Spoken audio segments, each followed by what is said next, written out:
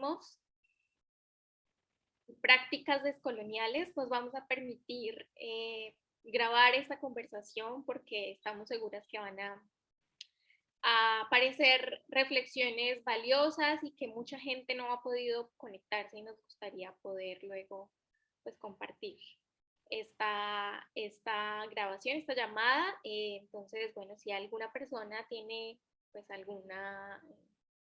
algún problema con esto nos lo hace saber, pero lo estamos poniendo aquí luego para compartir el saber que vamos a construir en esta llamada. Queremos pues empezar anunciando y bueno, confirmando que este espacio de conversación queremos que, o estamos proponiendo y deseando que sea un espacio libre de violencias, de todo tipo de violencias. Vamos a conversar sobre temas sensibles y vamos a dejarnos guiar también por la palabra de Selenis y de Adriana, quien más adelante voy a presentar. Como ya les anunciábamos, también estamos grabando esta llamada, esta reunión, y vamos a sugerir que desactivemos las cámaras y que solo las activemos mientras hablemos, lo mismo que el sonido. Por favor, tengamos cuidado con la activación de nuestro micrófono. Y bueno, solo cuando tengamos una intervención les invitaremos a las personas a que pues activen su cámara o micrófono en dado caso. Esta conversación la estamos proponiendo y la hemos venido deseando hace varios meses como equipo interno dentro de Oxfam, y tenemos la dicha de contar hoy con la presencia de Adriana Guzmán y Selenis Rodríguez. Adriana Guzmán es una mujer aymara, integrante del feminismo comunitario antipatriarcal de Bolivia. Selenis Rodríguez es abogada feminista antirracista decolonial. Sus trabajos se han concentrado en la crítica decolonial de las políticas de género de Colombia, además de colombiana. Con ellas dos vamos a dar inicio a esta conversación. Decía que desde Oxfam al interno, un equipo feminista en la plataforma de Latinoamérica y el Caribe, con otras aliadas que en unos momentos contaremos, hemos estado caminando en estas reflexiones y pensando la urgencia de entender la desigualdad, que es nuestra máxima lucha, la lucha contra la desigualdad desde Oxfam, entender esa desigualdad como un lastre colonial, y por eso la urgencia de traer y actualizar el debate sobre decolonialidad, descolonialidad en nuestro camino, en nuestra práctica como agencia de cooperación, ¿no? Y la relación. Y sobre todo, iniciamos con la pregunta, ¿es posible descolonializar la cooperación? Y para ello, nosotras hace algunos meses que venimos en esta construcción desde el equipo de la plataforma de Latinoamérica y el Caribe, junto con el equipo de Bolivia, el equipo de Colombia, el equipo también de Intermón en España. Todas nos hemos aliado para impulsar estos diálogos, y hace unos meses, junto con Adriana Guzmán y algunas otras compañeras del feminismo comunitario antipatriarcal de Bolivia, nos juntamos y conspiramos una maravillosa pieza audiovisual. Hoy les vamos a dejar antojadas, nada más mostrándoles un pequeño resumen de lo que son estas casi media hora de conversación entre tres poderosísimas mujeres de aymaras de Bolivia. Así que las vamos a presentar, y con este video queremos aperturar la conversación, aperturar con la palabra de estas compañeras, y aperturar con la palabra y la memoria ancestral además que ellas nos traen. Entonces me voy a permitir dar inicio con esta presentación, y luego les damos la palabra y saludamos formalmente a Selenis y a Adriana. Entonces, Nata, si nos ayudas la presentación.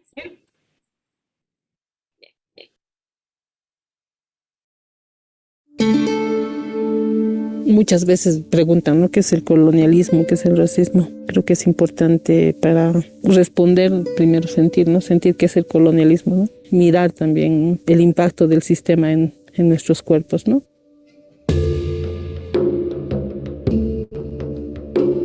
hay que asumir que hay también dentro del feminismo lógicas coloniales, ¿no? Que nos imponen estos discursos, hasta su propia memoria, ¿no ve? Hay que conocer a Simone de Beauvoir para entender el feminismo. Nosotros tenemos nuestra propia memoria, la Domitila Chungara, que ha planteado cosas desde aquí, desde la lucha. Creo que lo fundamental como propuesta de mundo es fortalecer y profundizar, ¿no? La autonomía y autodeterminación de los pueblos. Y una de las propuestas también como feministas es cómo construyes una sociedad, una comunidad que no sea racista, que no sea colonialista, que no reproduzca la heterosexual obligatoria, que no colonice además las cosmovisiones. Al centro de un laberinto permanezco adolorido, con lágrimas de metal que han surcado mis mejillas, desparramando en mi boca un veneno de derrota.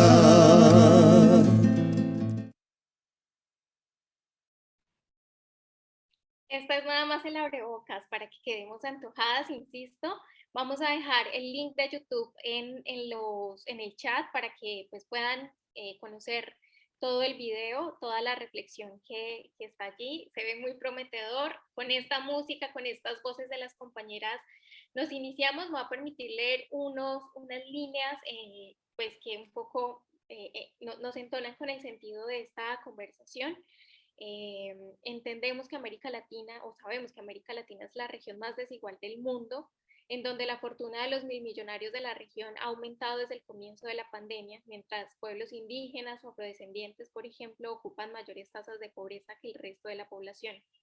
Insistimos que esta desigualdad es un lastre colonial. Y esta iniciativa de empezar o de animarnos a preguntarnos si es posible la descolonización desde la cooperación. Sabemos que es un proceso largo y por ahora tenemos muchas preguntas, ninguna certeza, y por eso hemos invitado a Selenis, a Adriana a esta conversación.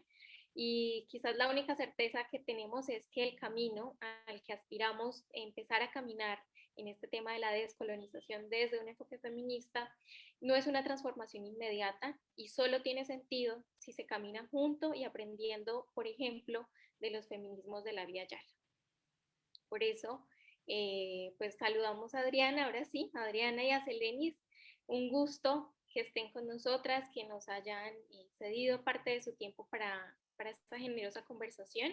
Y vamos a iniciarnos, cada una recuerde que tiene 5 minutos, como ya lo habíamos conversado, y en su saludo, pues aprovechan y contestan esta primera pregunta que traemos, y es, ¿qué es el colonialismo? ¿Qué es la colonialidad? ¿Qué es el patriarcado? Así como la pregunta gruesa con la que vamos a ir bajando como en cascada, en esta relación entre la cooperación, los feminismos institucionales, esos feminismos que a menudo hacen parte de la cooperación. Entonces, pues con esta conversación, en donde por supuesto habrá la necesaria mención a la cooperación y los modelos de desarrollo o de economía, pues nos iniciamos. Vamos a darle el paso a Selenis y luego, si les parece, a Adriana, y así nos aperturamos en la conversa. Entonces, Selenis, bienvenida.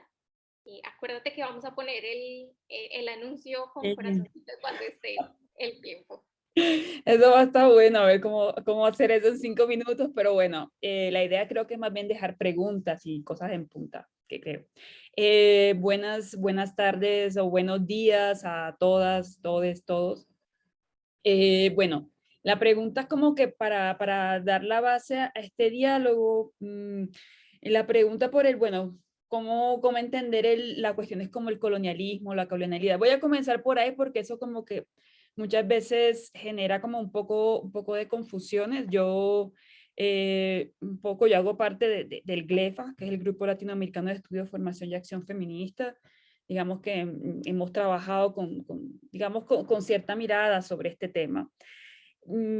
Para algunas autoras o autores, el colonialismo tiene que ver con la presencia, obviamente con la ocupación de otros territorios, pero sobre todo con una presencia jurídica, militar, ¿sí? De control directo. Un poco eso es lo que se llama colonialismo y que aún existe en el Caribe. En el Caribe está el caso de Puerto Rico, que todavía todavía, que es una colonia, pues, jurídicamente tiene una relación bien particular con Estados Unidos, digamos, pero es básicamente una colonia. Hay unas relaciones bien particulares de algunos territorios de ultramar, de lo que era el Imperio Británico y lo que es la República Francesa, que todavía tienen una relación colonial, o sea, todavía existe colonialismo como relación jurídica, control de territorio, control militar.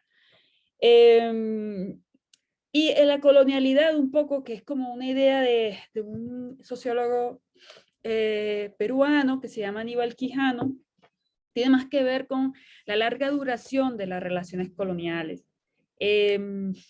Para Quijano, digamos, después que se acabaron, que los criollos gritaron independencia y cómo es esto, estos colonizadores se fueron, ¿verdad?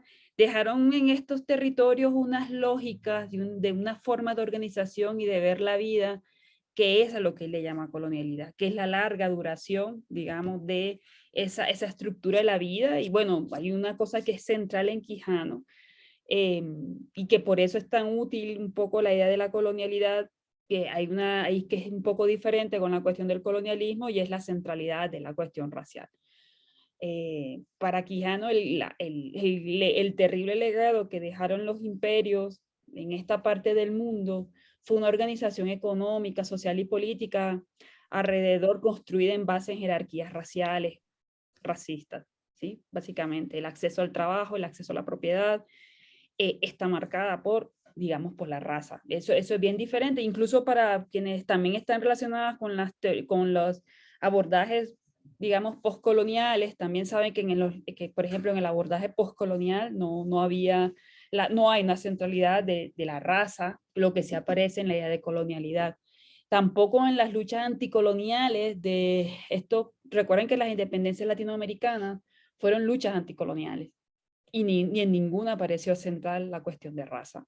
Entonces, como que esta cuestión de descolonizar, o a partir de esta idea de la colonialidad del poder, digamos, que tiene como ese sentido, digamos, bien fuerte alrededor de la cuestión de la raza como eje que estructura la vida en las excolonias, por llamarlo así de una manera. Y es interesante, hay unos impactos ahí bien interesantes para los análisis.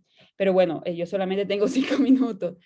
Un poco para la mirada del patriarcado, patriarcado es como un ensamblaje, digamos, de relaciones desiguales que se han construido, o que el feminismo ha interpretado alrededor de las diferencias sexogenéricas. Pero desde una mirada feminista descolonial, o por lo menos desde mi mirada feminista descolonial, también es una cuestión atravesada por digamos, la raza como es estructurante, ¿sí? No hay manera de pensar patriarcado, ni cómo es esto, ni relaciones jerárquicas entre varones y mujeres sin pensar en la cuestión racial.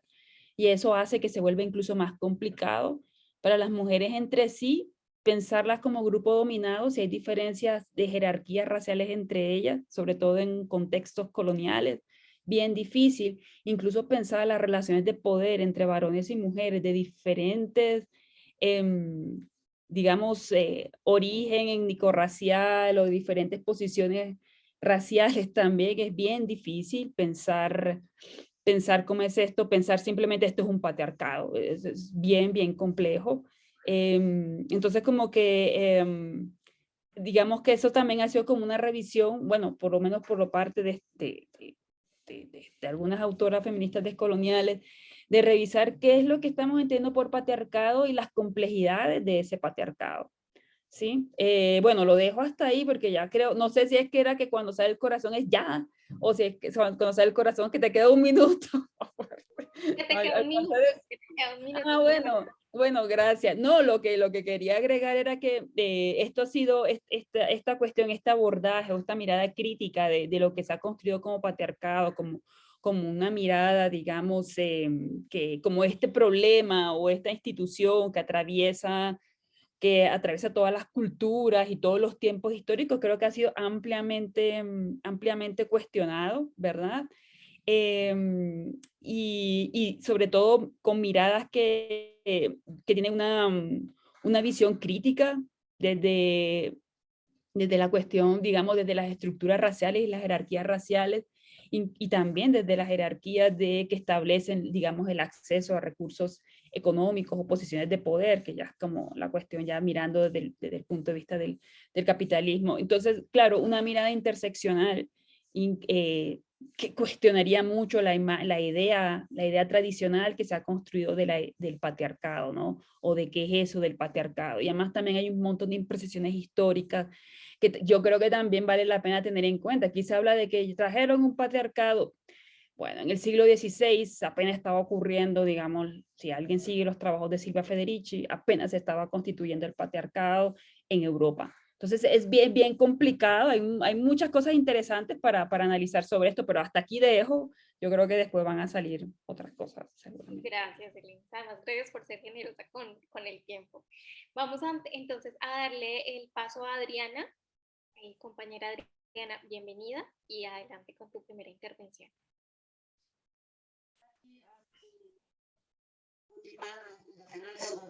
Gracias por el espacio.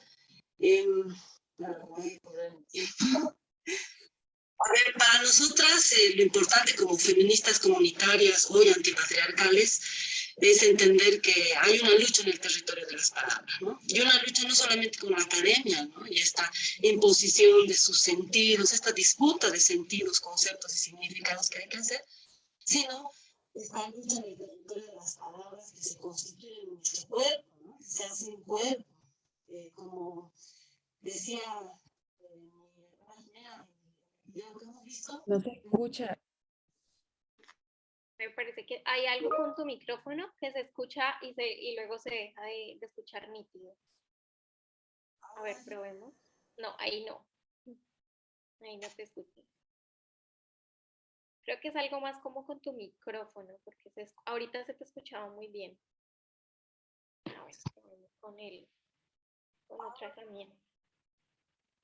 A ver. A ver, habla un momento a ver si se te escucha mejor. Ahora se me escucha. Sí, ahora se te escucha mejor. Ahora. Hola.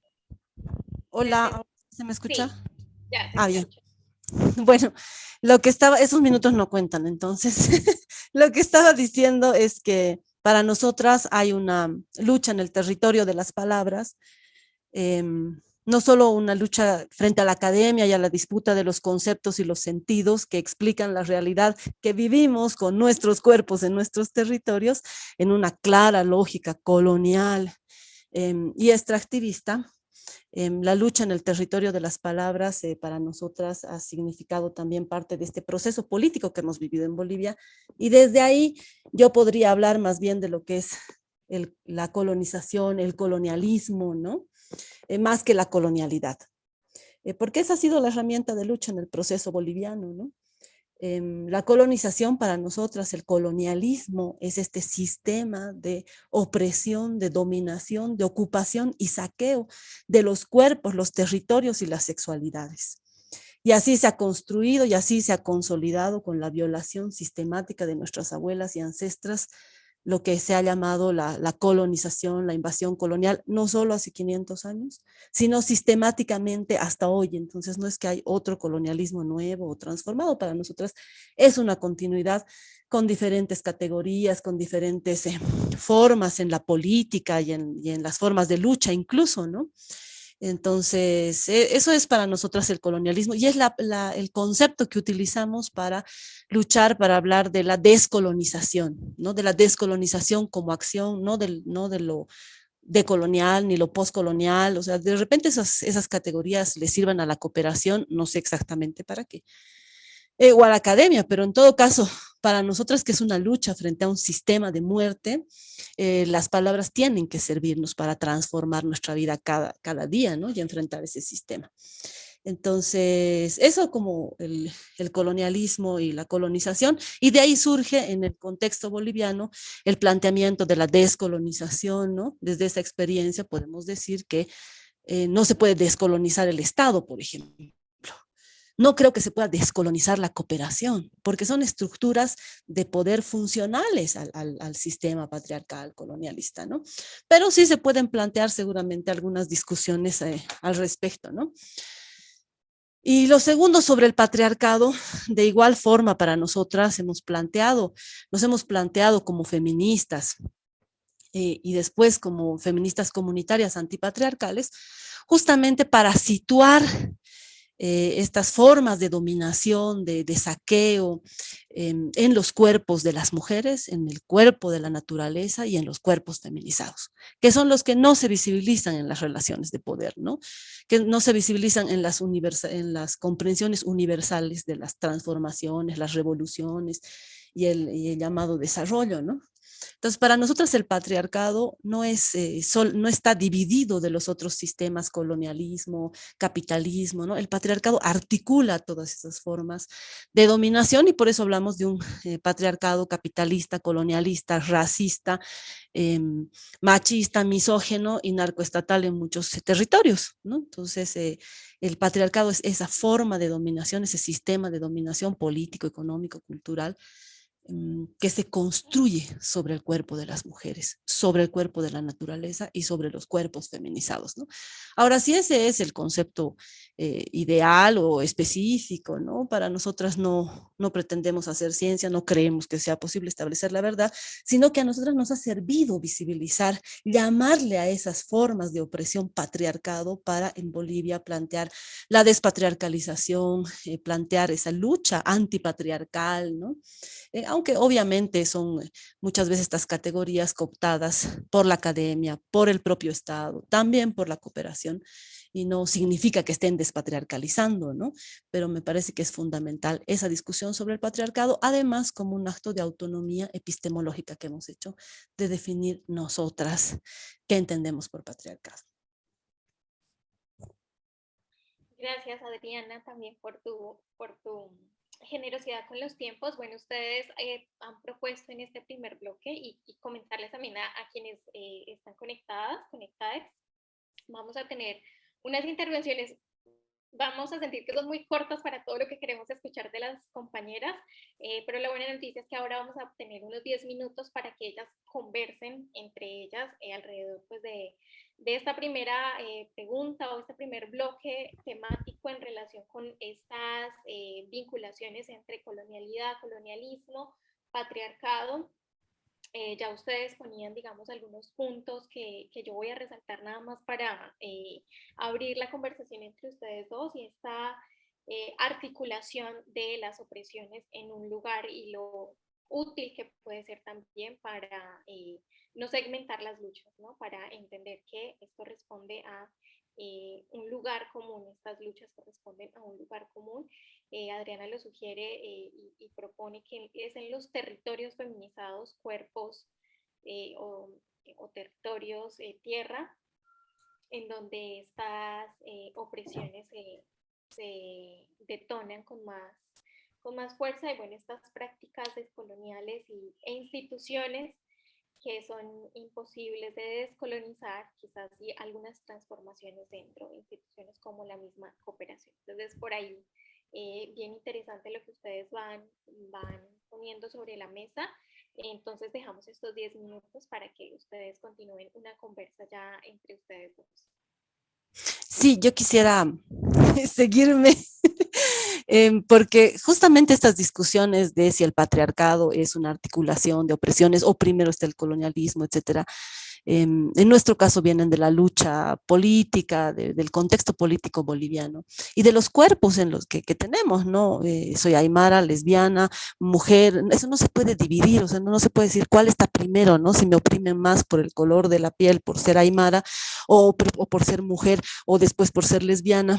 Entonces, en relación a eso, yo quería a preguntarle o conversar con Selenis, esto que tú planteabas de la interseccionalidad y de la discusión sobre la colonialidad o la centralidad de la raza, ¿qué utilidad tiene en las luchas y qué utilidad tiene cuando lo asume la cooperación? Porque esa es una discusión que está teniendo la cooperación. La cooperación ahora tiene que ser, digamos, interseccional, ¿no? ¿No es un riesgo? ¿Está apagado tu micrófono, Selenis, o yo nomás no escucho? Apagado. Sí, ahí hay una cosa, yo creo que la interseccionalidad es una herramienta para los estados y para la cooperación, que tiene un montón de limitaciones para la acción política de los movimientos sociales, que yo ni siquiera creo los movimientos sociales no necesitan hablar de interseccionalidad, porque siempre han hecho lucha interseccional. Claro que a veces el feminismo tiene un problema con eso, yo creo, y grave. O sea, el feminismo le ha costado, y el feminismo en este momento está mostrando una cara bien fea con respecto a ese tema. Por ejemplo, con la cuestión TERF, para decirlo de alguna manera, o sea, los escándalos que ha habido en los últimos años han sido terribles y da cuenta, más allá de que yo me quiera meter en el tema específicamente de ese, es también una falta de comprensión, digamos, de que existen otras experiencias, digamos, que están conexas, digamos, con la lucha feminista, pero que no necesariamente encajan en lo que pensaron las primeras feministas sobre lo que debería ser el feminismo. El feminismo le está costando ese tránsito, le está costando mucho. Y yo, por ejemplo, no, a mí me parece que las poblaciones, que los territorios no necesitan hablar de interseccionalidad. Yo siento que ahí se hace, y esa es siempre una discusión que tengo, como que a la gente no necesita que le expliques qué es la interseccionalidad. La gente hace, su vida cotidiana es así, y está inmersa en un mundo de complejidades. Quien introduce diferencias, porque así fue que organizó su acción, fue el Estado y la misma Confederación y los organismos multilaterales que trabajaron para darle respuesta a partir de los años 80, el montón de demandas que habían, se les ocurrió, bueno, esta gente está haciendo demandas porque son campesinos, porque son afro, entonces vamos a hacer políticas diferentes o programas diferentes para cada una de estas personas, ¿no? Entonces, eso me parece que es como una vuelta de tuerca que es bien compleja y que nos sitúa en un problema que en realidad no ha sido el problema de los movimientos sociales, ¿sí? Sino un problema de la respuesta que dio el Estado, pero como todo funciona así, la respuesta que da el Estado después se convierte como si fuera la realidad de la gente. Es como una cosa absurda. O sea, la gente no vive así. Es el Estado el que interpreta así. Y el Estado después vuelve sobre una respuesta con eso, creyendo que fue la gente. No sé si se entiende si lo estoy explicando bien, pero es una pésima interpretación sobre, digamos, sobre cómo dar respuesta a los problemas de la ciudadanía. Si me preguntas, yo creo que la interseccionalidad es súper útil y de hecho para la cuestión estatal está buenísimo. Yo creo que es lo mínimo que pueden hacer, lo mínimo. Y también lo mínimo que puede hacer espacios de cooperación o organismos multilaterales. La lógica que manejan no les va a permitir otra cosa. Y yo creo que la interseccionalidad es un buen primer paso. Así se pensó, de hecho. O sea, la que lo propone como una cosa como un instrumento para las instituciones. No lo propone para los movimientos sociales, digamos. Entonces, eso como que es bueno tenerlo claro. Yo tenía también para ti una pregunta. Aprovecho de que estamos aquí. A mí me genera, yo siento que uno de esas discusiones que hay, y por ejemplo, toda esta discusión que ha habido con la cuestión del patriarcado, ¿verdad? Yo siento que a mí me preocupa mucho su uso porque es como que es difícil como separarnos, digamos, de ciertas visiones. Yo sé que la estrategia también es válida, pero usándola, eso es lo que tú decías, las mismas palabras. ¿Sí? El patriarcado es una cosa que lo entiende de una manera una feminista blanca. Y si tú le dices a ella, si tú no le explicas cuál es tu visión del patriarcado, ella va a quedar feliz, porque si estamos en la misma, somos compañeras de lucha. Cosa que me molesta mucho cuando escucho eso, porque estamos hablando de cosas totalmente diferentes. Pero el uso de las mismas palabras, sí, y de los mismos conceptos, no resulta un poco confuso, incluso bastante cómodo para espacios como para el Estado, para la cooperación, justamente que se use el mismo lenguaje que ellos están usando, ¿sí? Y que después te van a decir, después que tú te reúnes con ellos, yo no sabía que tú estabas hablando de ese patriarcado. Entonces, como, bueno, nada, eso ya.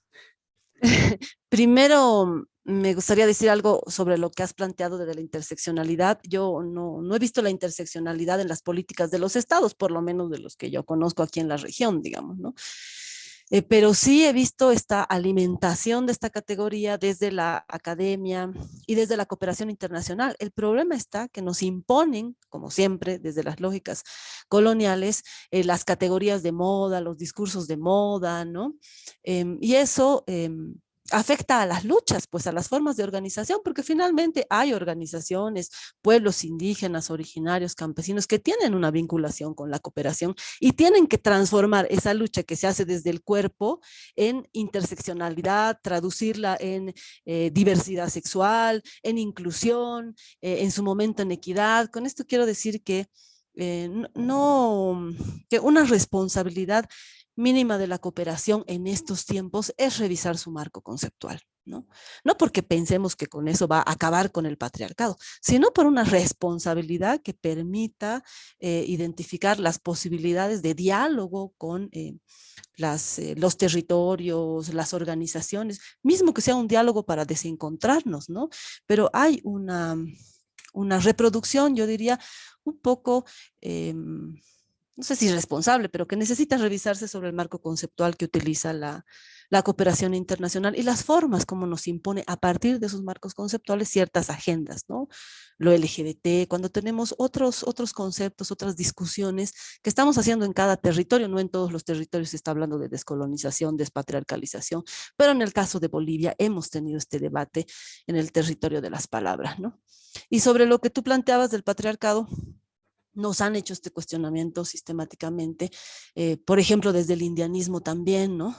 Entonces, para nosotros es un poco extraño, ¿no? Cómo no le cuestionan a la izquierda en América Latina, o más bien a Villayala, que hable de poder, que hable de clase, que se hable de opresión. Todas las categorías, primero, son en castellano y segundo, son producidas en espacios de poder.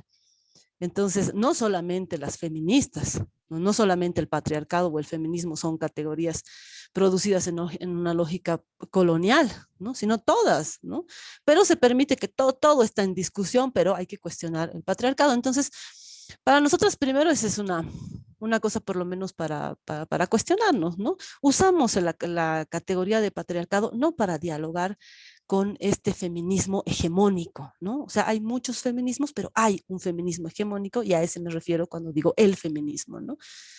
Sino para dialogar con nuestras hermanas, para dialogar con nuestras compañeras, para dialogar con nuestros hermanos y compañeros que deciden sistemáticamente no mirar cómo se construyen esas opresiones en el cuerpo de las mujeres, en el cuerpo de la naturaleza y en los cuerpos feminizados, ¿no? Entonces, por eso utilizamos la palabra patriarcado y por eso nos parece que es posible como una herramienta de lucha, ¿no? Pero mira que hay una cosa interesante sobre la cuestión de interseccionalidad que estabas mencionando. Igual, yo creo que hay muchas estrategias. También aquí lo que estamos hablando como de qué estrategias se usan de manera diferente, ¿no? Yo, por ejemplo, aquí en Colombia se usa, es marco de las políticas públicas, hacerlas con enfoque interseccional, de hecho, ¿sí? Los documentos del Estado dicen que hay que hacerlas con enfoque interseccional. Entonces, no hay otra, hay que hacerlas así. Yo no creo que, para mí no es como un gran problema la cuestión de la interseccionalidad. O sea, no lo veo como que, yo lo siento es eso, como una herramienta. Hay gente que lucha por las políticas públicas, hay gente que lucha por enfoques interseccionales. Yo lo que siento, a mí no me interesa tanto como lucha, no creo que sea una cosa para la lucha. Yo siento que son instrumentos técnicos, simplemente. Instrumentos técnicos que se están usando para solucionar un mismo problema que se inventó el Estado. Simplemente eso. Que creo que no cambian la lucha, no cambian las maneras de luchar de los movimientos ni de las colectivas. Creo que sí plantea unas cosas que sí son interesantes, pero no la interseccionalidad, sino, digamos, la genealogía de la interseccionalidad, que tiene que ver con toda esa trayectoria del feminismo negro y todas estas cuestiones de pensarse que las luchas no se podían hacer desde un solo lugar y que respondían, digamos, a un momento específico y a una explosión de lo que se llamaron nuevos movimientos sociales, ¿sí? Que creo que hay, y esa fue la respuesta que se le ocurrió al Estado. Entonces, yo siento que sí, o sea, como que es útil, pero tampoco, no es algo que a mí me quite el sueño en particular. Creo que creo que sería bueno, como tú lo dices, como que cómo se transforma, digamos, los marcos de interpretación que tiene la cooperación sobre los problemas en América Latina. Yo creo que la interseccionalidad les puede servir, les puede ser bastante útil. ¿Sí? Eso, o sea, si me dices a mí una recomendación técnica para una oficina, sí, a usted le serviría mucho eso para dejar de hacer las cosas que han venido haciendo. ¿Sí? Y de hecho es mucho más complejo todavía porque la interseccionalidad, tal como la están interpretando los estados, ni siquiera llega a eso. Aquí en Colombia hay una cosa que también se llama enfoque diferencial, que lo que hacen es hacer grupos para tratar los temas de la gente, ni siquiera se entiende bien eso. Entonces como que no, siento que ahí tienen que resolver unos problemas técnicos seguramente, pero como una persona que por fuera de eso, o que, de qué manera te impacta, digamos, es más complejo, es más complejo.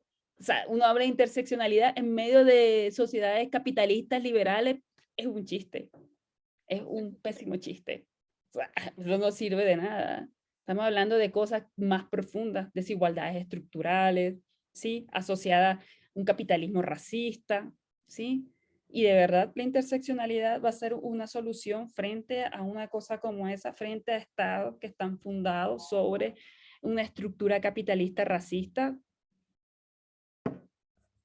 No. Con esto podríamos pasar a la segunda pregunta, creo, ¿no? Porque tiene que ver con la agenda. Gracias, Adriana. Justamente vamos relacionando este primer bloque con el siguiente, que tiene que ver con las agendas que va marcando la cooperación en los movimientos sociales y pues esta lógica, ¿no? Que también es sensible y es colonial, y va replicando estas formas y resalto una frase que decía Selenis ahora, y es: finalmente la gente no vive así, son los estados, las instituciones, la cooperación la que interpreta la realidad de esta manera e impone estas agendas. E incluso, bueno, podríamos también reflexionar si la palabra es imposición de las agendas. Ustedes como activistas y que están cercanas en los territorios haciendo pues trabajo con las comunidades, si lo sienten de esta manera, y en relación también pues a esta utilidad que ustedes han destacado tanto en herramientas como la interseccionalidad, ¿sí? Nos permiten entender la realidad más cercana a cómo lo vive realmente la gente, o más bien desde las sillas cómodas de los estados, por ejemplo, ¿no? Entonces, esta es el siguiente bloque en relación, insisto, a las agendas globales del feminismo. Por acá poníamos un paréntesis como Beijing, quizás por si alguna se anima a hablar de estas agendas que han marcado tanto el feminismo, como propone Adriana, ¿no? No en plural, estos feminismos hegemónicos que también han hecho presencia importante en nuestro territorio, en la región. ¿Y qué relevancia tiene esta agenda global? ¿Cuáles son los elementos comunes? Pero ¿quién la genera y quién la critica? Vamos a empezar a dar la vuelta en esta ronda. Empieza Adriana, 5 minutos, y luego Selenis y luego la conversa. Bueno, a ver, las agendas feministas denominadas globales y la cooperación al desarrollo, digamos que son una misma agenda, ¿no? Cuando hablamos de un feminismo global, yo estoy pensando en un feminismo más bien institucional, que además hace poco que se llama feminismo, ¿no? Antes se llamaba género, tecnocracia de género, le decía el feminismo autónomo desde sus críticas, desde estos territorios, ¿no? Entonces, estas agendas no son casuales y en realidad no vienen de los diagnósticos que se hacen, ¿no? Porque se hacen siempre diagnósticos participativos, no participativos, con especialistas, con instrumentos, etcétera. Pero las agendas siguen siendo las mismas a pesar de los resultados del diagnóstico, ¿no? Entonces, no son casuales porque son funcionales a el sistema patriarcal, colonialista, racista, machista, misógeno, que es administrado por los estados, ¿no? Los estados no acaban con el sistema. Aunque en Bolivia se hable de la despatriarcalización, aunque haya una unidad de despatriarcalización, la despatriarcalización o la destrucción del patriarcado no pasa por los estados administran, ¿no? Y administran en alianza con la cooperación internacional, y la cooperación internacional en alianza con las iglesias, ¿no? Con los partidos muchas veces, con las organizaciones políticas, ¿no?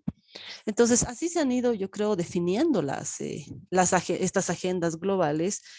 Algo que me llama la atención es la relación con el Estado es obligatoria, ¿no? Les guste o no, tienen que hacer un acuerdo con los estados y no todos los estados tienen políticas que beneficien, digamos, a las mujeres o a sectores empobrecidos, ¿no? Pero hay que vincularse a las políticas que planteen los estados, ¿no? Entonces, si son políticas conservadoras, pues ahí también buscan un lugarcito, pero entonces reproducen esta agenda planteada desde los estados y finalmente desde el sistema.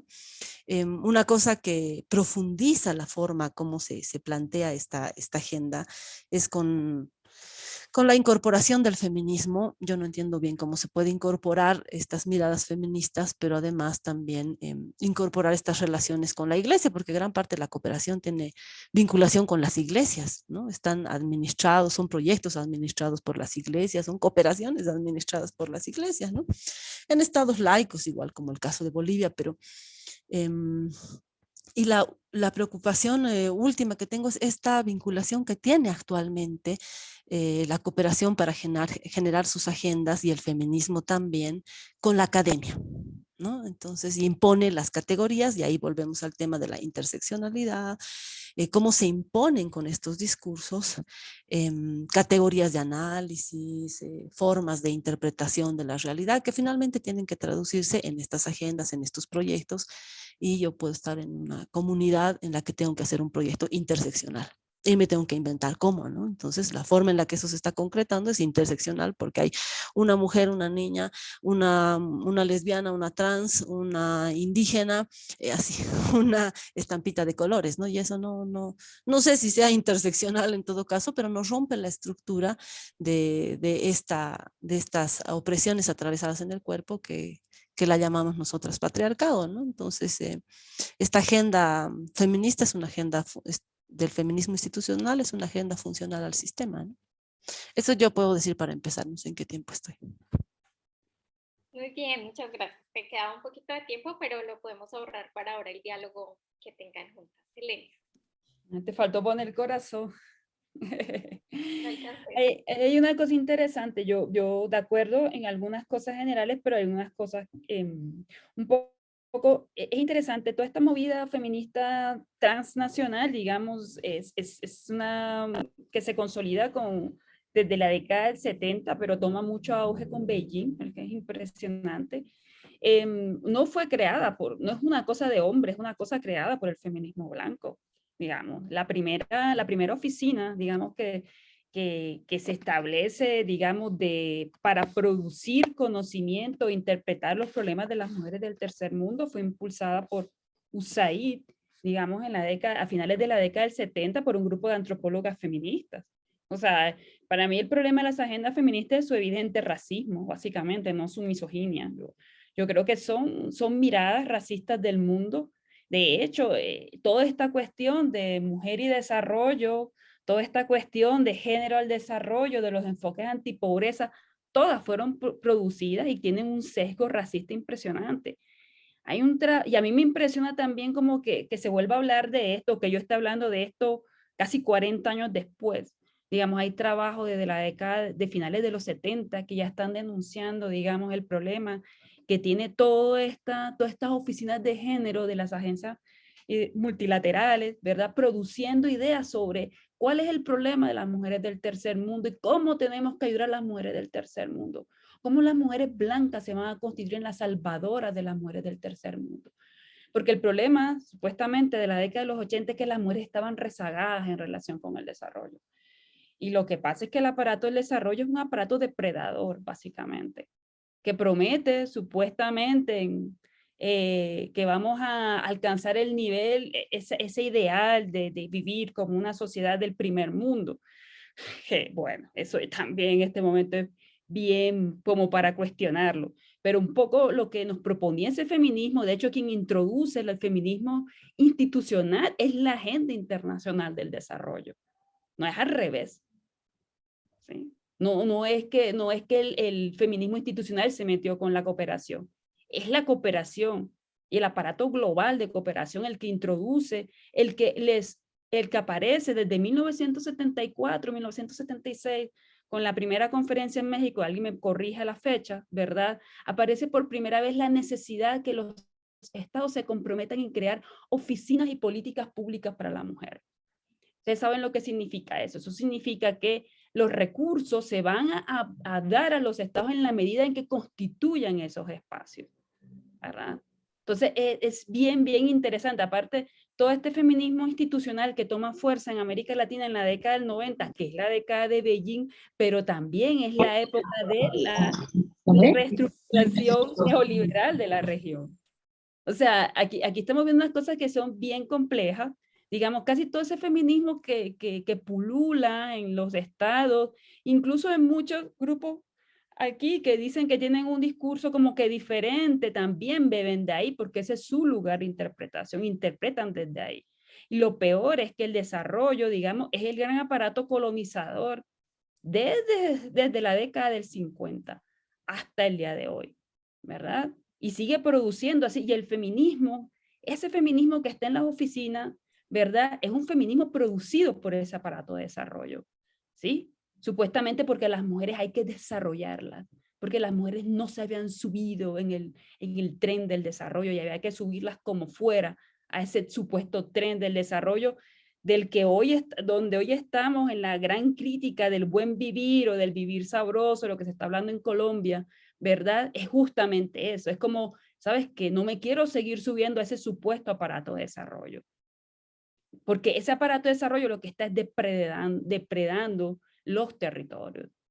Entonces es como que bien, bien complejo. Yo creo que, bueno, nada, lo dejo ahí porque es como, si no, sigo de largo, pero nada, llego hasta ahí. Gracias, Bueno. gracias Eleni. Nos aperturamos entonces al diálogo entre Sí. ustedes dos, resaltando pues algunos puntos relevantes a mi parecer. Bueno, todo ha sido muy relevante, digo, en donde nos vamos encontrando en este diálogo en relación a los sesgos racistas de estas agendas y esta lógica de cómo son las agendas de cooperación en el modelo de desarrollo que han producido un feminismo. Esto me parece bien interesante que si lo pudiéramos como ir dialogando de esta manera, este feminismo hegemónico que en nuestra región se ha encargado también de construir o fortalecer ese ideal del primer mundo, ¿no? al que supuestamente aspiramos llegar. Y bueno, como varias cosas que se van entrecruzando y también esta relación, y que en este segundo bloque lo hemos nombrado más, de estos feminismos, ¿no? Y el feminismo hegemónico en relación a esta cooperación y estas agendas pues que se han impuesto. Y también la pregunta, Selenis decía, y como que se me erizaban un poco los pelos cuando Selenis decía, yo llevo hablando de esto hace 40 años, ¿no? ¿Qué ha pasado? No, yo no, se está hablando de eso hace 40 años. Ah, claro, sí, porque claro, no tengo tanta edad, pero bueno. Sí. Vienes escuchando esto, o sea, se viene hablando de esto hace 40 años.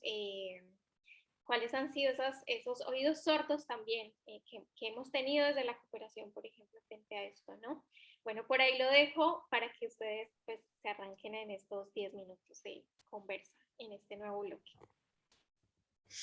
Bueno, yo sobre lo que decía Selenis, no sé si lo he entendido así, pero no podemos reducir esta discusión a si lo hicieron hombres o si lo hicieron mujeres, ¿no? Esa es una de las limitaciones que tiene este feminismo hegemónico, que nunca fue más allá del género, o sea, nunca miró más allá de los hombres y las mujeres, nunca miró al patriarcado, porque no le interesa tampoco, ¿no? Un feminismo hegemónico, institucional, que viene del género, que viene de eso que se llamaban generistas o tecnocracia de género, no viene de las discusiones feministas en Estados Unidos en los 60, digamos, no viene de ahí, ¿no? Sino viene de la institucionalidad, que necesitaba ponerle un nombre más bonito a sus políticas de equidad de género y que estaban en el paquete de alivio a la pobreza, ¿no? Entonces, claro, se reduce a mujeres y hombres, ¿no? A lavar los platos y así se va a acabar con todas las opresiones, ¿no ves? Si ellos aprenden a lavar los platos. Y ese ha sido el cuento un poco de la equidad, sin mirar la estructura, el sistema económico, político, colonial, racista que se construye sobre los cuerpos y los territorios, ¿no? Entonces es eso Una primera cosa, no sé si la he entendido así, y la otra es, evidentemente, estas agendas no pueden ser pues antiestructurales, porque responden a políticas internacionales en el marco del desarrollo, ¿sí?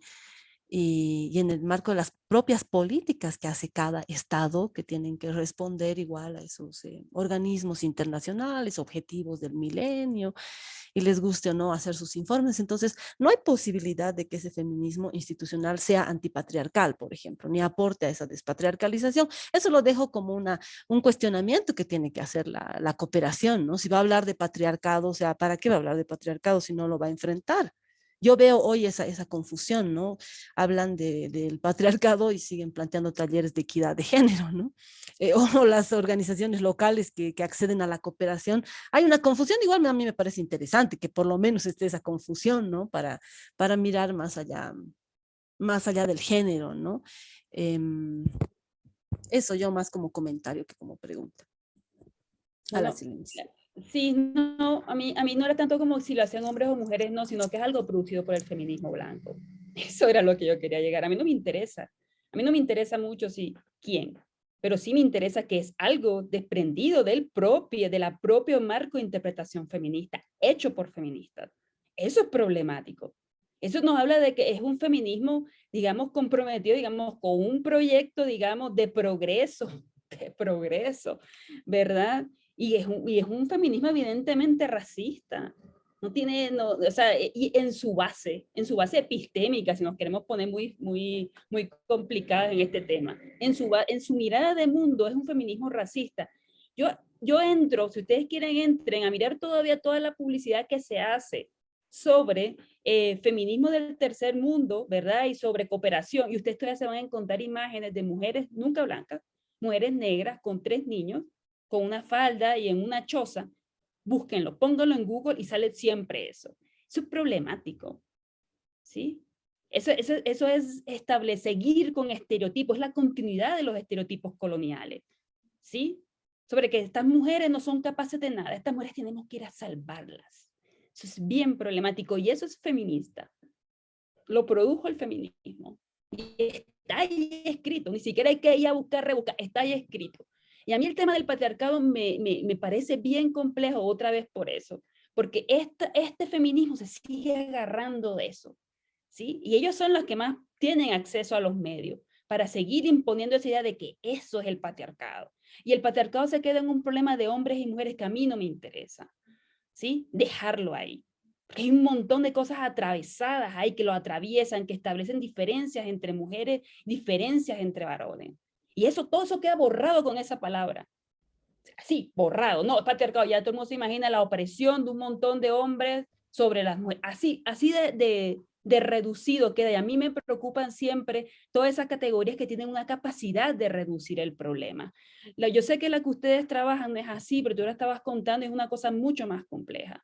Pero como lo trabaja la cooperación y lo que corre, digamos, por medios de comunicación, lo que corre por libros, es esa mirada todavía del patriarcado donde terminas tú metiendo a un montón de gente de una manera como si todos fuéramos responsables de eso.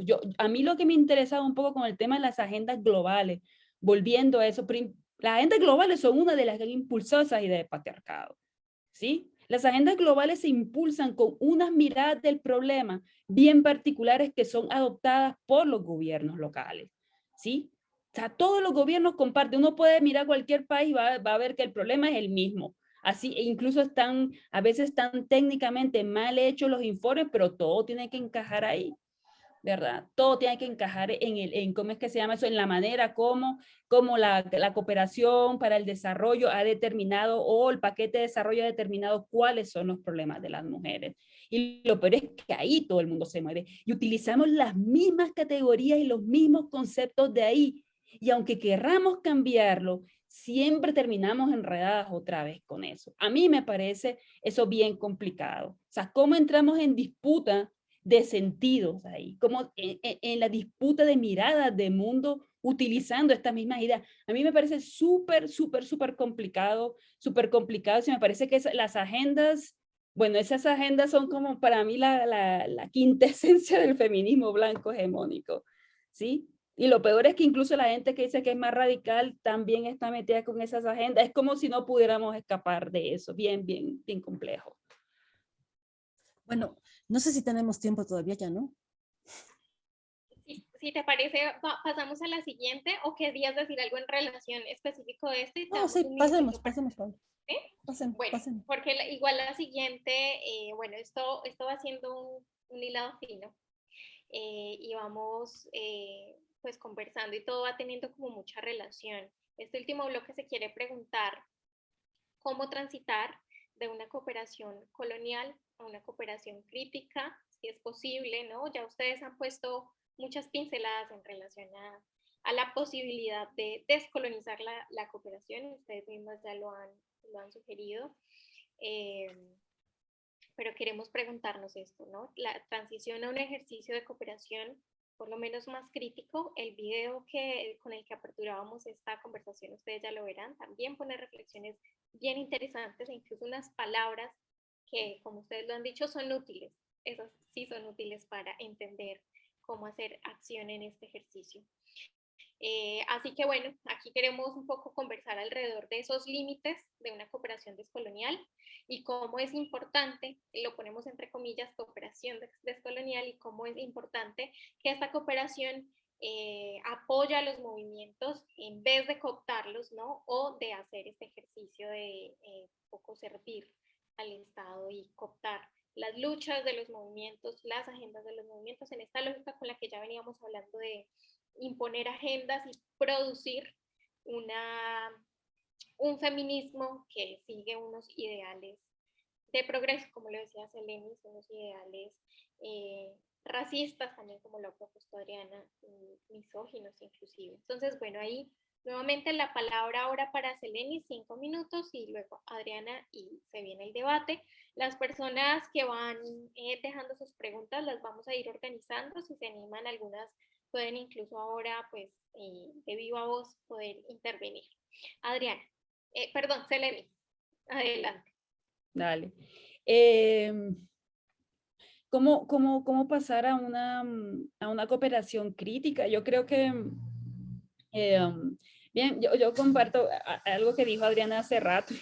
Eso es bien difícil, digamos que esto no es como la base, el problema son las bases de esto, o sea, las bases sobre qué idea de mundo funciona una cuestión como la cooperación, o sea, de cómo debería ser el mundo. Ahí hay un problema, sí, ahí tienes un problema bien grande sobre qué mundo permite que funcionen las cosas así, ¿sí? Normalmente la cooperación para el desarrollo llega de las manos, digamos, de los grandes proyectos extractivistas a la región, sí, o sea, eso no es como, no está separado, ¿sí? Entonces, eso ya lo pone bastante complejo en el marco amplio. ¿Qué cosas se pueden hacer? Yo creo que a mí me ha pasado, yo en algún momento tuve más relación con personas de cooperación, conocí más, y a veces me quedaba asombrada la manera, el hecho de que los cooperantes se creyeran de verdad salvadores del mundo. A mí eso siempre me ha impresionado. Y que muchas veces creyeran que los problemas que tienen algunas regiones a las cuales eran enviados era que la gente de ahí tenía un problema sistemático y que por eso no era capaz de salir adelante. Yo escuché esas cosas directamente, obviamente. Entonces, como que eso ya es un problema bien, bien grande, ¿sí? No entender o llegar con ojos de un lugar, yo sí vengo de un lugar donde estoy mejor, donde estamos mejor, ¿verdad? Y entonces vamos a ver cómo logramos para que ustedes también estén bien. Eso implica cero escucha, digamos, cero comprender que esos lugares obedecen a otras dinámicas y a otras lógicas de mundo que están siendo impactados, digamos, por las dinámicas de esos lugares de donde provienen. Eso ya creo que eso ya comienza por ahí, ya por ahí ese es un gran problema, ¿sí? Yo creo que hay que escuchar. Si me dicen qué cosas pueden hacer, hay que escuchar, hay que trabajar más internamente, hay que hacer más sensibilizaciones, digamos, más trabajo antirracista. Yo lo veo en lo micro, porque la verdad, si ustedes me preguntan cuál sería el ideal sería que que cosas como esta no tuvieran que existir en el mundo, o sea, que aparatos como este no tuvieran que existir en el mundo. Existen porque existe el aparato del desarrollo que te expolia, intoxica un territorio y después le manda su solución. Su solución es la cooperación. Eso es problemático, ¿sí? Y en Colombia es un buen ejemplo. La región pacífica colombiana es como dice Francia Márquez. El problema es que tenemos exceso de desarrollo. Obviamente hablando del montón de proyectos que hay ahí, ¿no? De eso. Entonces, claro, el Pacífico también es una de las regiones que más sufre deforestación y contaminación de mercurio en los ríos, ¿sí? O sea, están mal. Entonces mandan, digamos, cuando están en esa situación, lo que se les ocurre, ¿verdad? Es que la paliar el problema es con el aparato de cooperación, estas ayudas para el tema de salud y estas cosas. Es mínimo eso, es mínimo frente al desastre que están causando, ¿sí? Entonces, como que el paño de agua tibia es nada. Eso ya para mí es como que ya es un gran problema. ¿Qué es lo mínimo que pueden hacer? Digamos, es primero estar consciente de en qué lugar ocupa el trabajo que están haciendo frente al desastre que han causado sus propios países o en las propias entidades para las cuales están trabajando. Eso ya sería una cuestión para preguntársela en qué lugar, en qué posición política estoy frente a esto. ¿Sí? Eso políticamente, ¿qué se remueve por ahí políticamente? ¿Sí? Después, trabajar más en escuchar, si ya esto está así, bueno, ¿cómo vamos a escuchar a estas poblaciones? ¿Qué es lo que nos están diciendo estas personas que están acá? ¿Cuál es la dinámica de estos problemas? ¿Verdad? También cómo entro a tener una mirada crítica frente al mismo trabajo que estoy haciendo. También yo creería que hay que trabajar mucho también en cambiarse de lugar frente a la manera como se hace el trabajo del cooperante o de la cooperante. Creería por ahí mínimo, perdón lo que pasa es que a veces como que todo queda como así y a veces me gusta como poner un poco cuál es la base de esto, de lo problemático que es la base de toda esta cuestión de la cooperación. Bueno, ya dejo hasta ahí, después creo que habrá un poquito más de tiempo. Gracias, Eli. Acuérdense que igual cuando sale el corazoncito es para avisarles que les queda un minuto, entonces es para que vayan redondeando. Pero bueno, por ahí nos vamos y sumamos ese tiempo a la charla de ahora conjunta. Entonces, Adriana, te paso la palabra a ti. Bueno, primero, para responder esta pregunta, si es posible pasar hacia una cooperación crítica, lo primero que me parece importante que habíamos discutido también en el video es la cooperación es entre iguales. La cooperación en sí, desde el concepto, la estructura, la forma de acción, es un hecho colonial, ¿no? Es una herramienta, una actitud, un hecho, una construcción colonial, porque si nos cooperan es porque necesitamos que nos cooperen, ¿no? Es decir, estamos en desigualdad, estamos empobrecidas, analfabetas en el castellano, es decir, hay esta relación jerárquica cuando se habla de cooperación, ¿no? Entonces, para nosotros la cooperación, así como la reciprocidad, es entre iguales, ¿no? La cooperación para nosotras, para pensar en esta mirada más crítica o para repensarse, ¿no? Primero tiene que hacer memoria de el rol que ha tenido en la construcción de este sistema patriarcal, colonial, racista en estos territorios de la Via Yala, porque yo estoy hablando desde aquí, ¿no? El rol que ha tenido hace 500 años, estas diferentes formas de cooperación, estos diferentes discursos y estructuras que ha ido teniendo, ¿no? Y haciéndose cargo, digamos, de estas cuentas, creo que tendría que plantearse más bien políticas de reparación, ¿no? Políticas de devolución en algún sentido del saqueo que han hecho de nuestros territorios, de nuestros cuerpos, de nuestras epistemologías, de nuestras culturas, de ese extractivismo que ha habido también desde la cooperación, porque extractivista no solo ha sido la minería, ¿no ves? Sino la cooperación también. Entonces, yo no sé si es posible pensar en políticas de reparación, pero por lo menos cuestiona esta lógica de cooperación, ¿no?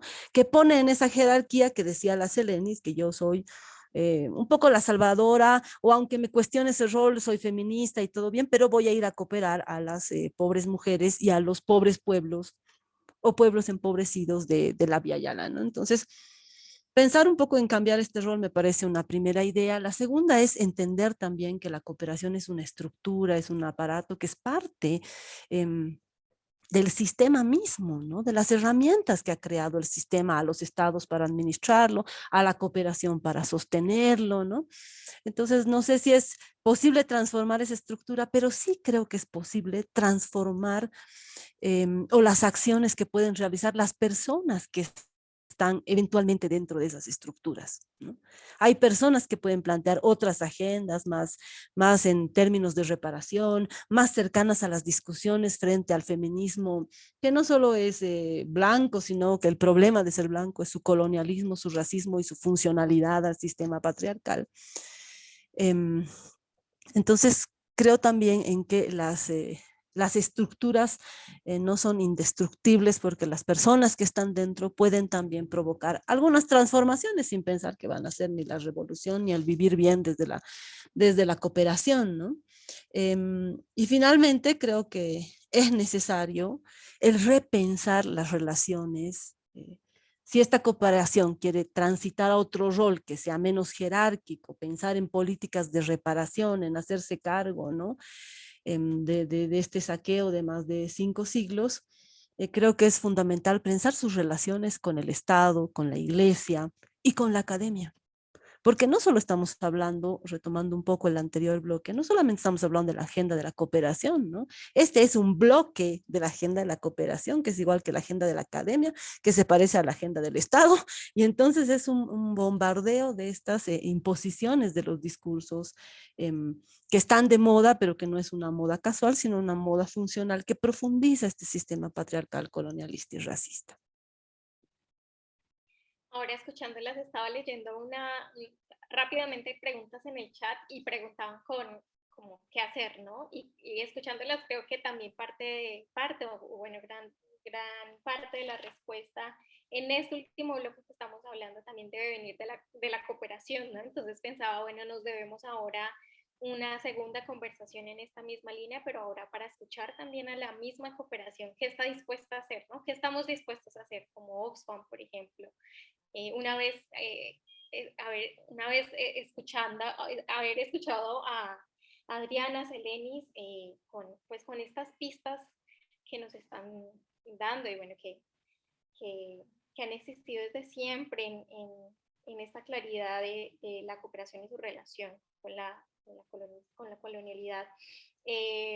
Por ahí destacar para la conversación de estos últimos 10 minutos en este sentido de con quiénes nos relacionamos la cooperación y qué otras relaciones deberíamos aperturar para transitar en una postura por lo menos un poco más crítica en relación a eso, al lugar que estamos ocupando un poco para contrarrestar este sistema o estas relaciones de poder que se marcan dentro del sistema y este tema de la reparación, ¿no? Que me parece fundamental y de la relación entre iguales cuando se piensa en solidaridad, cuando se habla de cooperación, creo que ahí hay una cuestión bien importante en relación a los temas de poder, ¿no? Y entender en dónde está la cooperación y en dónde están los movimientos sociales, por ejemplo, y cuál debería ser entonces esa relación de la cooperación con los movimientos sociales. En el video ustedes proponían, Adriana, por ejemplo, no cooptar, no creer los movimientos sociales, sino una lógica distinta. Entonces, bueno, por ahí lo dejo para que ustedes continúen la conversa. Sí, tal vez podría volver yo con esa idea de, es importante que la cooperación deje de asumirse no solo como salvadora que decía Seleni, sino como un movimiento social, no es una organización, no es un movimiento social, ni es un conjunto de activistas, ¿no? Es una institución, una estructura que funciona dentro del sistema y que tiene pues un determinado rol en estas relaciones de poder. Yo digo que hay que repensar la relación con el Estado, la relación con los movimientos sociales, por esta cooptación que hay de las agendas. De ahí salen también varios de estos reciclados, digamos, las discusiones que hemos hecho desde la cosmovisión, desde la relación con la Pacha, con la Pachamama, o sea, se plantea un discurso, digamos, desde la cooperación medioambientalista, esta acotación de los discursos, y de las propias luchas es una forma que tiene que cuestionarse, como la misma relación con el Estado. Hay cosas que hay que hacer, pero también hay cosas que hay que cuestionarse en el no hacer, digamos, no seguir alimentando estas relaciones con el Estado, sabiendo que son una estructura que es parte de ese sistema, ¿no? No sé si eso se puede desestructurar del todo.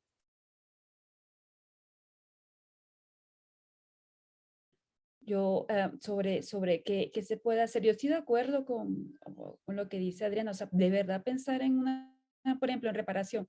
Yo siempre recuerdo que hay gente que se ríe cuando muchas personas se aparecen en espacio y dicen, devuélvanos nuestro oro. Gente que se ríe de eso. Y eso es, de ese nivel sería una reparación, de ese nivel, ¿sí? Que se quedan siempre como que, y se ríen, jaja, yo no tengo, ¿cómo así que devuélvanos el oro? No lo he visto. Hay esa risita como que, ¿cómo así que devuélvanos el oro? De ese nivel es el problema que tenemos. De ese nivel es la demanda. De ese nivel sería la reparación. Y no estoy hablando de la metáfora del oro con todo lo que significa para la historia de expoliación y expropiación de gentes y territorios. ¿Sí? De eso estoy hablando. O sea, es una cosa bien, bien grande. ¿Qué se puede hacer? Yo sí creo que la manera como funciona un poco a veces la cooperación a nivel local es compleja y yo creo que eso son unas cosas que hay que revisar. Primero es con quién se relacionan.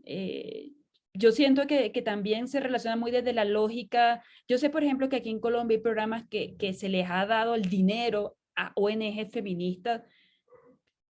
A ONG feminista ya sabemos de qué feministas, o sea, burguesas, así con buenas relaciones, y es un montón de plata la que van manejando. Porque es así, muchas veces la cooperación no funciona de manera directa, funciona a través de ONGs de los países que tienen ciertos intereses económicos, entonces por allá hablan de tal cosa y les parece terrible porque eso no va como con la gente que tienen, pues para allá no hay plata. Abren todas estas cosas de proyectos y para los grupos o colectivos que se muestran más radicales o con posiciones que son complejas, para esas no hay plata, porque así es, para esas no hay plata. Aquí en Colombia es así, uno sabe quién tiene la plata, a quién le llega realmente plata acá, y a partir de ahí se distribuye en las platas de los otros colectivos que sean afines a ese colectivo. Y yo lo de blanco no me refiero solamente al color de piel, sabemos que en América Latina eso es una cosa bien compleja, sino de la cabeza, ¿sí? Cabeza y clase. Estamos hablando aquí en el feminismo, mucha gente burguesa en América Latina, ¿sí? Mucha. Estoy hablando del feminismo institucional. Y estas son las que se convierten en las intermediarias de una cooperación que ya es compleja en sus manejos y en sus decisiones. Y estas mujeres lo hacen también bien complejo cuando llegan a permear las lógicas locales. ¿A quién se le da la plata? ¿A quién no? ¿Quién es un problema? Es que ya no se le puede dar porque ya es un problema. O este colectivo es bien problemático. En vez de ya entender o ir a hablar por qué es problemático. Yo también creo que las dinámicas que hay de la cooperación lo que han hecho es fortalecer ese feminismo blanco. Porque lo que sí es cierto es una cosa, el aparato del desarrollo sí ha favorecido a muchas mujeres blancas de clase media, porque ese es el ascenso político de las mujeres en Latinoamérica. Mírenlas quiénes son, mírenles las caras. O sea, el feminismo sí ha dado resultados. No para nosotras, las que vienen de los sectores populares, que no son, a esas no, a esas siguen igual con el aparato del desarrollo. Pero ven ustedes las estructuras de poder. ¿Quiénes están llegando al Senado, al Congreso en gran mayoría? A esas sí les ha servido bastante todos estos programas feministas de la cooperación. Entonces, uno tiene que entrar a mirar ahí. Por eso para mí la cuestión de racismo es tan central en lo que está haciendo el feminismo. Y hay mucho trabajo también sobre eso, o sea, muchos trabajos que se han escrito sobre eso. Y los resultados están, porque yo no estoy hablando por hablar, que una va a abrir el periódico, abramos el periódico para ver. Y todo eso tiene que ver con las lógicas, cómo se trabaja. Si no escuchamos a las mujeres de las regiones, qué es lo que nos están diciendo, si no, también no aprendemos un poquito de América Latina tiene una trayectoria tan increíble de trabajo comunitario, Paulo Freire, la misma, yo sé que también está el trabajo de Claudia Corol, yo sé que las feministas comunitarias en Bolivia también han producido mucho trabajo para metodologías para trabajar en los territorios, para escuchar a la gente. pero eso se pasa de largo. ¿Por qué? Porque los aparatos, porque las oficinas de cooperación siguen trabajando con sus propios manuales de la cooperación enviados desde sus propios países. Y eso ya es problemático, o sea, ni lo mínimo es, oiga, esta gente que está acá, esta gente ha producido cosas interesantes, vamos a ver qué hay. ¿Sí? Hay investigación, acción participativa en Colombia, están todos esos trabajos que ya mencioné, está un montón de feministas que han producido cosas desde abajo, desde otros lugares. Eso como que pasa de largo. Eso pasa de largo a la hora de construir diagnóstico, porque tienen que construirlo. Vamos a ver. Hay que construir los diagnósticos para poder trabajar las instituciones, tienen que construir un diagnóstico. Pero las metodologías estas de marco lógico son terribles. Son terribles. Y tanta cosa que hay en la región increíble que se ha producido. Eso no se lee. Eso parece que no existiera. Entonces, eso es una bobada, yo sé, pero eso es importante. ¿Sí? Esas cosas son importantes. Escuchar a la gente, no creer que la gente te habla cosas locas, como que, mira que salieron con ese, no, ese cuento no es loco, ese cuento que te está obligándote a que tú te acerques a ese espacio e intentes entender cuál es la mirada de mundo de ese espacio, cuáles son sus claves de interpretación de mundo. Eso hay que hacerlo. Pero yo, en serio, como que esa cosa como que entre que la gente en los territorios está entre loca, o no tiene sentido, o nunca por eso nunca sale de pobre, porque esa es la interpretación, ¿sí? Eso requiere también otros abordajes. Y yo creo que aquí hay cosas que se pueden usar que la cooperación podría usar para tratar de establecer otros vínculos con esas personas que supuestamente son sus beneficiarias. Bueno, ese era como un ejemplo así súper concreto. No sé si tengo un minuto más, pero bueno, voy a tomar. Yo creo que sí que hay que establecer otro vínculo, otro tipo de diálogo. No sé si es posible la reparación, pero repensar la cooperación. Sin embargo, este respeto a la autonomía de las organizaciones, de los movimientos, de las experiencias territoriales es fundamental, porque yo no me imagino una cooperación que plantee un feminismo comunitario, digamos, ¿no? Sería una contradicción en sí misma, o una cooperación que plantee un feminismo de coloniales, como plantearse una cooperación revolucionaria, y eso no es posible, es una contradicción. Creo que las reflexiones de la cooperación, de qué pueden hacer, qué pretenden cambiar, también tienen que responder a su materialidad, ¿no? Porque aquí podemos soñar lo que sea, pero responden a agendas internacionales, a políticas internacionales. En ese marco, ¿qué se puede hacer? Porque nuestra experiencia en Bolivia es que hemos intentado despatriarcalizar el Estado, descolonizar el Estado, hacer la revolución, las izquierdas, nosotras el vivir bien como pueblos, y eso no es posible desde el Estado como estructura. Eso no es posible desde la cooperación, pero hay algunos mínimos posibles que se podrán transformar sin caer en esta cooptación de las luchas, esta cooptación de los planteamientos que hemos construido como feminismos en el Abya Yala. No se pueden acompañar, alimentar, pero no cooptarlos y plantearlos como un mismo enfoque. Digo, a partir de lo que decía Selenis, me preocupa eso, ¿no? Ya es interseccional la cooperación, me preocupa estas cooptaciones. Creo que está bien si hace esta discusión sobre el feminismo blanco, porque finalmente a eso responde, pues por eso, ¿qué esperamos de la cooperación? No podíamos esperar que planteen desde otro feminismo también, ¿no? Responden a una materialidad, en esa materialidad creo que hay que analizar qué se puede hacer.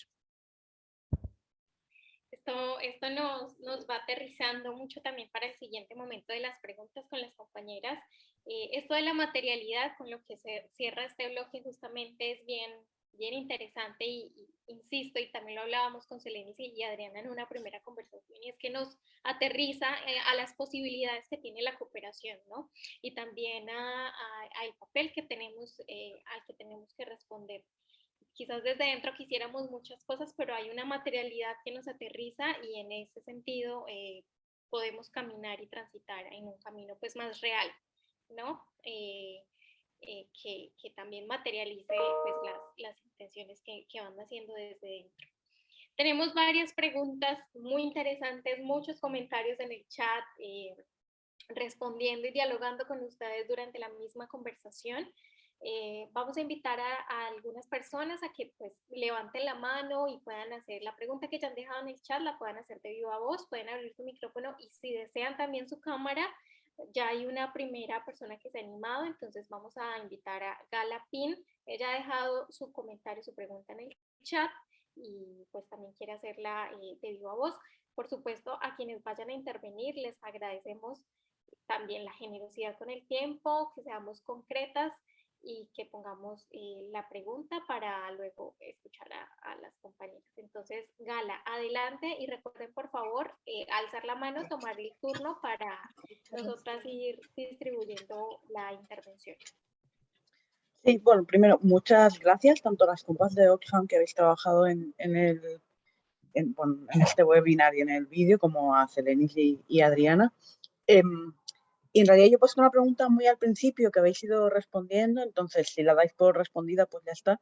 Pero justo escuchando al principio a Adriana, ¿no?, que comentaba la necesidad de repensar el marco conceptual, ¿no?, desde que se mueve la cooperación, que entiendo que se propone como un desplazamiento más hacia esta idea de reparación. Intentaba pensarlo como en términos muy prácticos, decir, vale, ¿quién es, cómo, desde dónde, no? Me imaginaba como una parte de ese repensar el marco conceptual que es entre la gente que trabaja en la cooperación con los movimientos, pero también una parte en la que hay que pensar cómo hacer para que los estados también cambien, ¿no?, ahí la forma de cooperación y cómo, bueno, y cómo hacer entendiendo que hay una dinámica perversa de interdependencia. Entonces, estaba intentando pensarlo a nivel como práctico, ¿no?, de, vale, más allá de organizar este tipo de conversatorios, que creo que está muy bien y que además nos recoloca espacios, es cuál es un poco como el camino a caminar. Muchas gracias. Gracias a ti, Gala. La manito se puede alzar en el botón que está abajo en reacciones, ahí está la opción como de tomar la palabra, pero si alguien más se anima o en el chat nos avisa que quiere poner su pregunta, porque la verdad es que son bastantes comentarios y bueno, nos gustaría destacar y que pues sean sus voces mismas las que pongan acá la inquietud.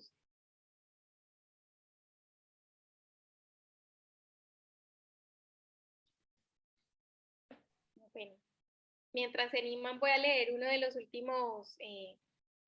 últimos comentarios que dejaban a propósito de esto del marco lógico y que hace un poco pues la mofa y evidencia lo ilógico de trabajar, digamos, en estas materialidades a pesar de nuestros deseos.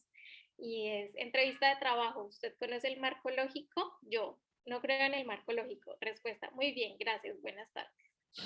Bueno, es un poco la mofa, ¿no? Como a eso que nos traía Celenis de estas herramientas que finalmente pues no tienen mucha utilidad, pero como también lo decía Gala, ¿no?, pues van siendo necesarias en el trabajo. Salvador tiene la mano arriba. Gracias, Salvador. Adelante. Hola, ¿qué tal a todas y todos?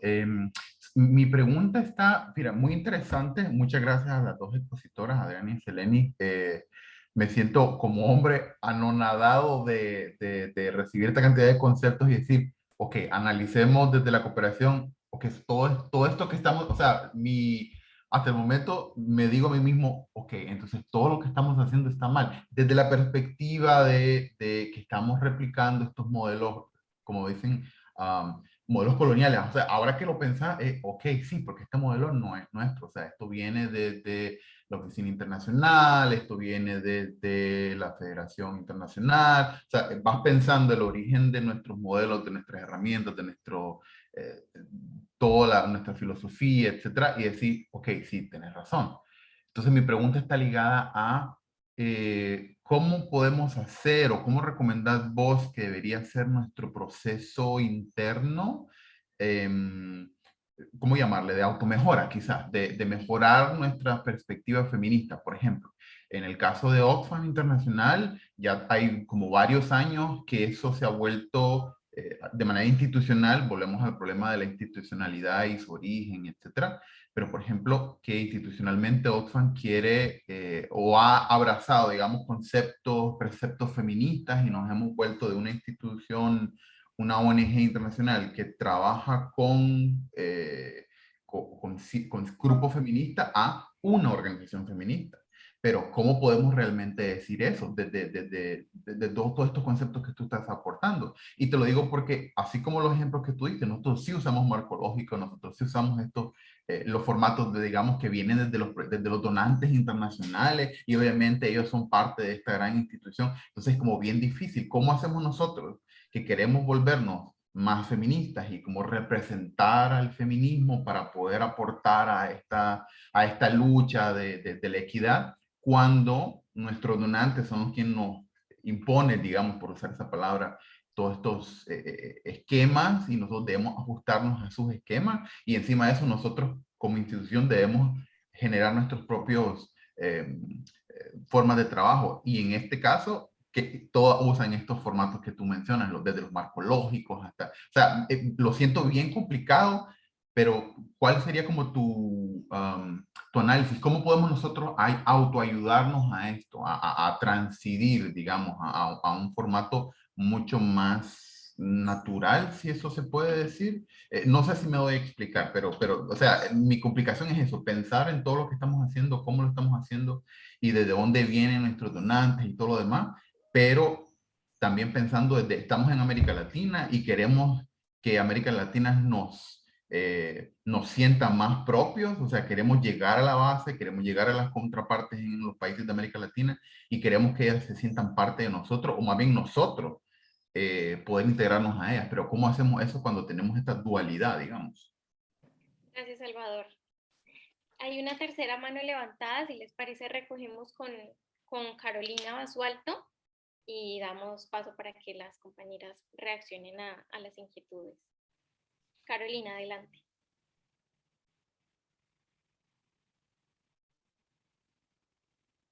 No te escuchamos.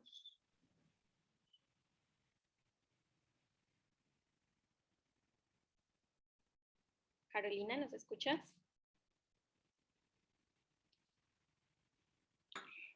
Ahí sí. Ya. Ok.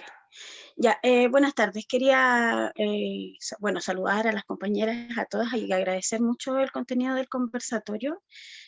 Preguntar desde todo, ¿cierto?, lo que hemos escuchado y aprendido, ¿qué les parece un poco el proceso de la forma como se ha escrito la nueva Constitución en Chile? A propósito de la cooperación, ¿no es cierto? Ahora que está terminando la nueva Constitución, van a venir eurodiputados a, comillas, cerrarle y darle, comillas, la venia.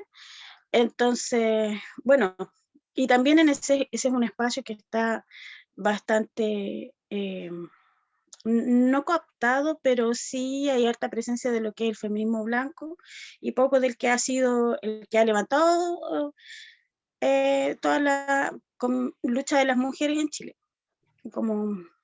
así como de manera informativa, pero también saber cómo la perspectiva de cómo nos ven desde afuera las compañeras en nuestro proceso, porque claramente nosotros estamos muy contentas de tener una nueva constitución escrita con un foro, ¿no es cierto?, que es paritario y que paritario primero en mujeres, en binario, digamos, pero la nueva constitución también va dirigida a que sea paritario y obviamente incluyendo las disidencias, porque el movimiento feminista de Chile ha hecho harto hincapié en integrar, ¿no es cierto?, a las compañeras de disidencias sexuales.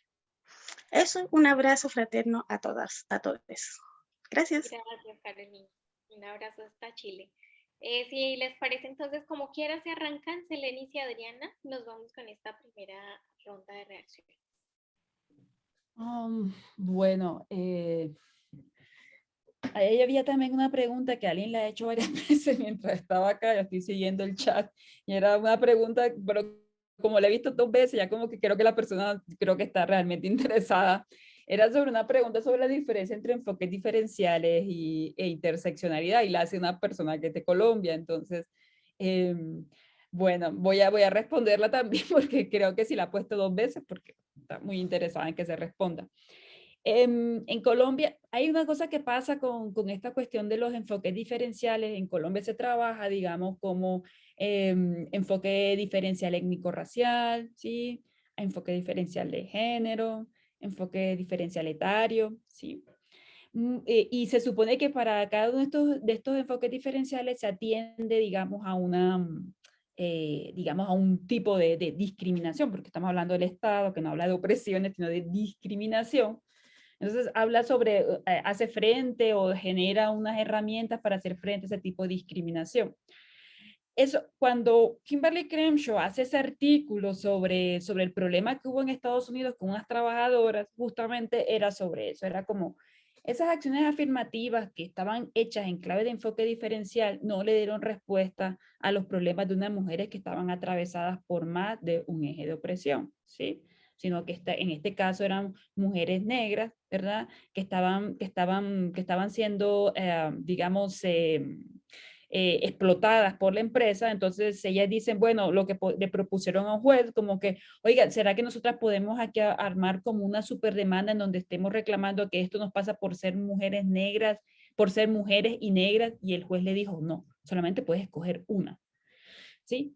Justamente cuando ella es abogada, lo que dice, bueno, es que lo que pasa es que cuando entran en juego más de un eje de opresión, o sea, 2 o 3 ejes de opresión, la experiencia que se crea es muy diferente a la que contiene, digamos, un enfoque diferencial que solamente responde a un eje de opresión.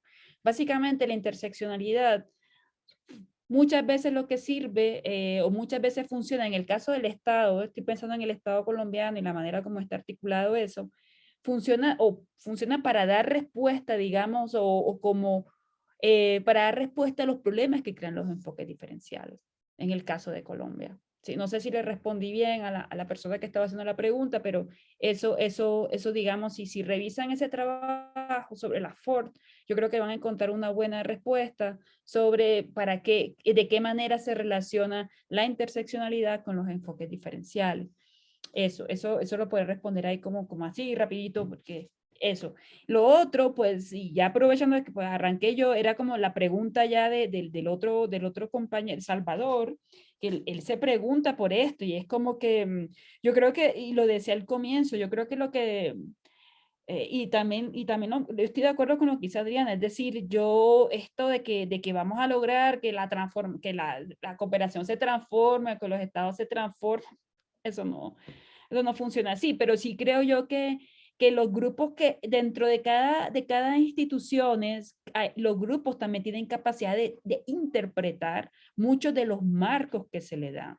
En ese sentido, yo creo que hace falta también como acercarse, lo que mencioné antes, acercarse también desde qué lugar, o sea, a otros trabajos que se están produciendo en la región, que están produciendo colectivas o grupos, ¿verdad? Que también permiten ampliar la mirada y generar otras interpretaciones sobre los marcos que a ustedes les están llegando. Si a mí me están llegando unas cartillas sobre, no sé, ¿cómo es esto? Sobre, por ejemplo, enfoque diferencial étnico-racial, pues el Estado me lo está proponiendo de una manera. Pero también si tengo conozco otras cosas, también las puedo traer en juego y cambiar un poco el tema de las interpretaciones, porque lo que tienen las instituciones es que como son tan grandes, no siempre están vigilándote, y más para la gente que trabaja las cosas técnicas. Y ahí se generan pequeños espacios para la acción. Es decir, cómo también le damos la vuelta e interpretamos de otra manera, lo que sería como una disputa del sentido de las cosas. Si me están diciendo que es así, pero pues yo tengo información que es esto, y esto lo podemos convertir también en un espacio de discusión. Yo hablo de cosas probables, yo no hablo como de cosas como que eso, pero creo que esas pequeñas acciones se pueden hacer, ¿sí? También como entrar a hacer un ejercicio crítico, pero para eso también se requiere mucho trabajo y mucha formación interna, ¿sí? Mucha, porque con los marcos que les dan a ustedes, más la educación que recibimos y un poco cómo funcionan estas sociedades latinoamericanas, pues terminamos en los mismos lugares. Hay que hacer otros ejercicios críticos con otras referencias. Bueno, yo sobre la primera pregunta, este marco conceptual, renovarlo, cómo con las interdependencias que existen en relación al Estado, las oficinas que seguro tienen ustedes en otros países, etcétera. No sé exactamente cómo hay que hacer, pero sí creo que es necesario transformar este marco conceptual, porque ni siquiera en el caso de Bolivia, yo creo que la cooperación no ha logrado transformar un marco conceptual que por lo menos alcance a la discusión del Estado. ¿No? No estoy diciendo que se acerque a las organizaciones sociales, que creo que es mucho más profunda, pero no ha renovado esos conceptos, ¿no? Y entonces nos siguen hablando de equidad de género, de paridad, cuando esas cosas no funcionan, de participación política para las mujeres, cuando sabemos que eso no funciona, nosotras queremos decisión, lo decíamos, no queremos participación, queremos decisión. Bueno, varias discusiones que se han ido haciendo dentro del Estado. De verdad, yo no sé si la cooperación se ha puesto a profundizar por lo menos su marco conceptual o si lo ha construido, ¿no? Porque se habla de paz, en el caso de Bolivia también se está incorporando todo un proyecto por la paz, pero la paz en Bolivia no significa lo que significa la paz en Colombia. Entonces, ¿cómo son las definiciones que se van a utilizar, no? Pienso que tal vez la cooperación debería tener un marco conceptual independiente, ¿no? No necesariamente tiene que ser el Estado ni el de las organizaciones, sino este que responda un poco a la materialidad que yo decía, a su oficina central y al territorio en el que está, ¿no? Para que tenga esta posibilidad, por lo menos de comprender las realidades, ¿no? Y desde ahí plantear sus acciones, ¿no? Eso, la segunda cosa que era sobre qué hacemos en términos institucionales, creo que la decía Salvador, creo que una cosa que me gustaría decir ahí es que no podemos idealizar el feminismo, ¿no? Todos queremos hacer una cooperación feminista, creo que decía, hay feminismos de todo, hay feminismos que no son antipatriarcales, hay feminismos funcionales, lo hemos dicho hoy varias veces, el feminismo es profundamente colonial y racista, no solo el de la cooperación, también el de la academia, ¿no? También ese que es el feminismo oficial que hay que leer, como decía de Simone de Beauvoir en el video también, ese es un feminismo colonial y racista, ¿no? Entonces, creo que no hay que idealizar el feminismo, pero de todas formas ya está en su agenda, entonces habrá que pensar un poco desde qué feminismo van a actuar, pensando como instituciones. Yo no creo que no son discusiones personales, ¿no? De la Paula o no sé, de la Silene, ¿no? Son discusiones institucionales que hay que hacer. Como personas, afortunadamente, tendrán otras posibilidades, creo, un poco más allá de las instituciones. Y finalmente, sobre la pregunta de Chile, bueno, conozco algunas cosas del proceso que se está viviendo. Una de las grandes críticas que también no sé, acompañamos a pesar de estar en otro territorio, es este feminismo blanco, este feminismo eurocéntrico, este feminismo institucional y estatal que se ha incorporado en los procesos políticos en la región, ¿no? Y que no es el feminismo que está en la calle, en el territorio, discutiendo, intentando crear sus propias categorías por ahí, pero intentando sobrevivir también cada día. Creo que esta lógica colonial, por lo menos yo veo eso, ha estado un poco presente en la Convención Constitucional. Y los procesos no son pues ni buenos ni malos, ¿no? Los procesos son lo que pueden ser. Acabar con la Constitución de Pinochet es fundamental para la región, es maravilloso, aunque no sea la constitución que de repente hubieran querido, aunque no sea los constituyentes y las constituyentes que hubiéramos querido, yo también desde aquí hubiera querido otra conformación, ¿no? Pero creo que el que se haya hecho el proceso es importante para la región, ¿no? Ahora viene la lucha de concretarlo. Muchas gracias a quienes preguntaron y a ustedes nuevamente por sus reacciones. Queremos preguntar si hay alguien más interesado en participar con alguna pregunta. Si nos puede hacer la ceñita, porque vamos llegando al final de esta maravillosa conversación. Y antes de cerrar, bueno, quisiéramos nada más confirmar si alguien quisiera poner alguna inquietud más. Y si no, pues darles nuevamente el turno y la posibilidad a Selene y a Adriana de pues, cerrar, de dejar alguna reflexión que concluya la intervención de ustedes y pues la gratitud absoluta a ustedes por compartir la experiencia hecha palabra hoy. Por acá en el chat, bueno, nos dejan sus agradecimientos. Sarus Munaris habla de un llamado claro a un compromiso individual desde quienes trabajamos en la cooperación y bueno, van dejando acá sus gratitudes también en el chat. Seleni, si quisieras tú hacer esta intervención, conclusión de cierre, y luego le damos el turno a Adriana y así vamos culminando este espacio. Había unas preguntas ahí en el chat sobre la cuestión de la idea de progreso. Bueno, hay muchos trabajos buenos. De hecho, ustedes saben que si alguien le pregunta en América Latina qué es lo que les hace falta a nuestros países, van a decir que desarrollo, porque aparte eso se instaló en nuestro sentido común, como que nos hace falta desarrollo, que nos hace falta ser más como estos países europeos. Esa es la colonialidad del poder. De eso se trata, de seguir viéndonos o midiéndonos con esa lente. Y lo interesante es que en este punto de la historia, creo que digamos que más que nunca se le está dando la razón digamos, a todos estos conocimientos y todas epistemes digamos, de ancestrales, ¿no? Creo que eso está pasando pero a pesar de que aquí estamos muchas personas entendiendo eso, se nos sigue vendiendo a través una de las cosas que tiene la cooperación para el desarrollo, y estoy siguiendo con la idea esta del progreso, es que nos sigue vendiendo la idea de que tenemos que parecernos a algo que es mejor que nosotros. Y eso lo hace la cooperación. Y muchos agentes cooperantes lo repiten. Es decir, es que ustedes pueden ser mejores, ustedes pueden ser, no sé, pueden ser como Alemania, ustedes un día estos van a ser como Finlandia.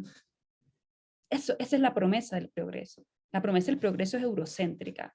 ¿Sí? Lo que no le han dicho a la gente es que ese progreso se consigue con la explotación, la miseria de estos pueblos. Y eso se tapa con cooperación. Así es. De ese grande es la magnitud del problema. ¿Sí? Y yo creo que, por lo menos en Colombia, ojalá, con todo esto que ha pasado con Francia Márquez, todas estas cosas están como cada vez como que gente escuchando estos discursos en realidad nosotros no queremos su promesa de desarrollo. ¿Sí? Porque nos están matando. El desarrollo mata. Básicamente aquí muchas partes el desarrollo mata. Así de claro es. Todas estas cosas, digamos, hay que tenerla en cuenta para el trabajo que están haciendo en esta región. Como la realidad es que están aquí, que existe la cooperación, ¿verdad? Y lo real es que la gente, ¿verdad? Porque la cooperación, o sea, yo no distingo estado de cooperación, o sea, para mí es básicamente es parte de un sistema global, ¿sí? O sea, para mí es eso, o sea, la cooperación no tiene nada que pedir al Estado. El Estado siempre se adapta a las peticiones de la cooperación porque es una forma de recibir dinero. El Estado hace lo que sea. Puedo poner una oficina de género, o porque le sirve, porque va a recibir plata a través de esa oficina de género, va a hacer una política LGBT porque va a recibir plata de cooperación para poner una oficina LGBT, o sea, yo ahí no distingo mucho, ¿sí? O sea, no, para mí y tienen el mismo marco de interpretación del mundo, que no tiene nada que ver con el marco de interpretación que está la gente en los territorios, y que es un marco de interpretación, y en ese sentido es como hacer una cooperación crítica, es partir de ahí, no somos salvadores, somos parte del problema. Eso sería un buen punto para partir. Conocer y escuchar lo que la gente que está ahí te está diciendo. Promover maneras de relacionarse con las colectivas y con los movimientos que no pasen por unos intermediarios con unos intereses de raza y de clase. Que la cooperación es ciega a eso, bueno, igual no le interesa. Y yo pongo el ejemplo en Colombia. Muchas cooperativas, muchas organizaciones negras dicen, a nosotras no nos dan un proyecto. Claro, no nos dan un proyecto. Muchas organizaciones de mujeres indígenas tampoco les dan un proyecto.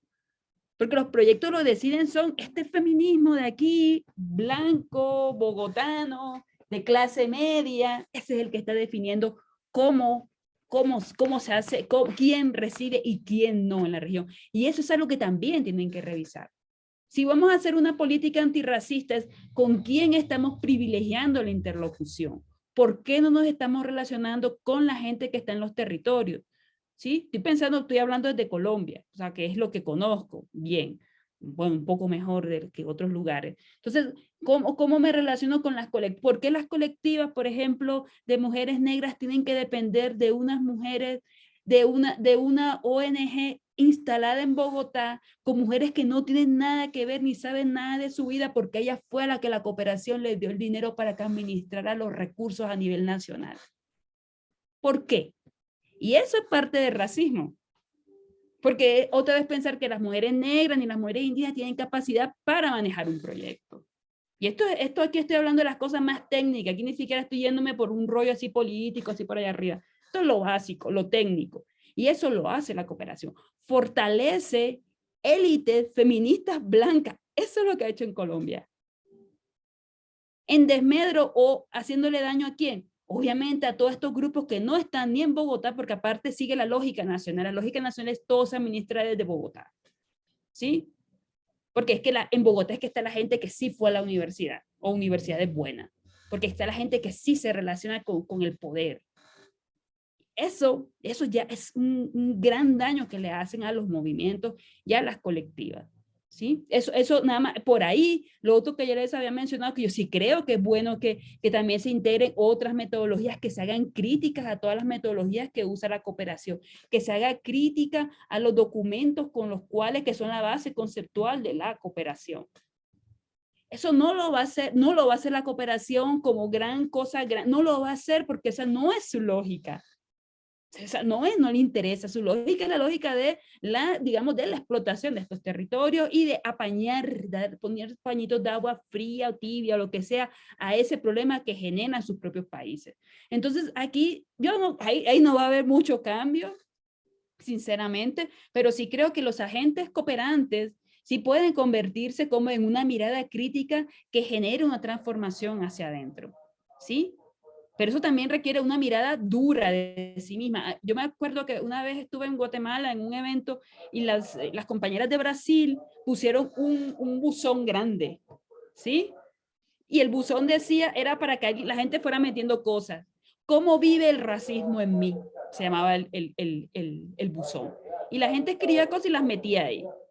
Comenzando por ahí, por admitir que sí, que efectivamente América Latina está atravesado por una cuestión racista que vive dentro de nosotros, porque así fue producido este mundo, ¿sí? Entonces, ¿cómo lidiamos con eso? Y cómo eso, si ya sabemos que existe en nosotras, ¿cómo no dejamos que se filtre en el trabajo y cómo comenzamos a aplicar unas miradas diferentes y a cuestionar los elementos con los cuales estamos trabajando y nuestras propias actitudes con las comunidades con las que estamos trabajando? Eso obviamente requiere un gran montaje de trabajo interno, también de compromiso y de constante autocrítica, porque eso no se logra en un día, eso es para toda la vida que hay que estar haciéndolo, ¿sí? Porque aparte el racismo, no estamos hablando de racismo ese de hace, ¿sabe? Del siglo XVI. Estamos hablando uno que funciona de una manera mucho más sofisticada y mucho más complicada. Que el racismo ahora no pasa porque, ay no, yo dejo que las personas, yo me hablo, tengo una amiga negra, tengo una amiga allá que es quechua, que tengo una amiga que es nasa. No, no, así no es, ¿sí? Funciona de otras maneras, funciona cuando tú no confías en una organización de esa para hacer un proyecto, sino en las que son universitarias con títulos que viven en Bogotá y que son de clase media. Ahí puedes encontrar un gran sesgo racista. Entonces, es como le das una mirada a eso. Y ya lo dejo hasta ahí porque, porque hay mucho tema y además Adriana tiene un montón de cosas que decir, así que disculpa. No, yo para cerrar solamente, bueno, parto de lo mismo que dice Selenis, la cooperación existe. O sea que para qué vamos a... Y como existe, hay que discutir, ¿no? Por eso me parecía importante también estar aquí y hacer el video, ¿no? Porque la cooperación existe y es importante para algunas organizaciones, para algunos pueblos, lo ha sido en el territorio boliviano, ¿no? Como también a la vez ha sido una forma de destrucción los financiamientos también de las organizaciones, ¿no? Entonces ahí cuando Selenis dice que pasemos de las grandes ONGs a los territorios, creo que sí, que es una necesidad también de repensar, de romper este monopolio al cual financia la cooperación Pero también ahí veo el riesgo de la institucionalización, porque para responder a la cooperación hay que hacer, institucionalizarse pues en la cabeza, en las luchas, y ahí se va la mayor parte de las fuerzas que ponemos más bonito en las calles y en los territorios, pero será decisión de cada colectivo, organización. Creo que sí hay que romper ese monopolio y ver qué pasa. Finalmente, la cooperación está dentro de este sistema patriarcal, tiene un rol, pero ahí están también las organizaciones sociales, los movimientos, los pueblos con su autonomía, con su capacidad de dialogar, cuestionar e incluso romper relaciones con la cooperación, ¿no? Entonces está en esa posibilidad también, no es solo la cooperación, así que creo que ahí la autocrítica y el pensar en este marco conceptual, en esta ruptura del monopolio de financiamiento, son acciones que van a tener también sus diálogos con cada territorio y cada realidad. Gracias, hermanas, compañeras.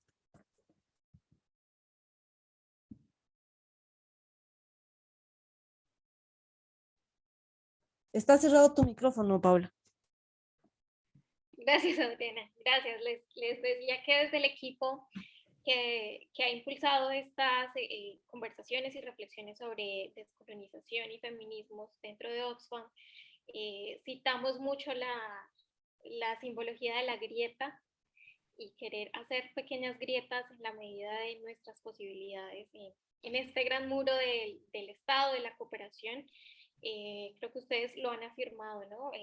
Hay aportes, no podemos destruir este gran muro, pero hay aportes y límites también que se pueden hacer. Estás recogiendo también los últimos comentarios que van apareciendo en el chat, incluso de algunas compañeras de Oxfam, en relación a que esta reflexión nos deja muchos retos, es una conversación franca, pero retadora a la vez, y que nos mueve en la reflexión personal primero y en la incomodidad, que también alguien ha puesto en el chat, ¿no? Incomodarnos en lo personal y también en lo institucional y también en nuestros lugares de trabajo. Y pues bueno, este ha sido el deseo de un equipo colectivo de feministas que pues se ha incomodado y junto con otras compañeras pues ha querido traer estas reflexiones para pues, seguir transitando posibilidades. Quiero citar incluso algo que también colectivamente habíamos escrito en que esta iniciativa responde a la necesidad primera de cuestionar ciertas miradas dentro de la práctica de la cooperación, inmersas incluso en esos imaginarios de los que nos hablaba Selenis, en esos modelos ideales que se han impuesto al sur y a la práctica feminista también, y que están contribuyendo a reproducir, producir y legitimar lógicas coloniales dominantes y diseminar estos pensares. Voy a cerrar con lo que habría ahora desde una voz colectiva de Oxfam, y es que por ahora tenemos muchas preguntas, nos quedan muchas preguntas y muchos retos a partir de esta conversación.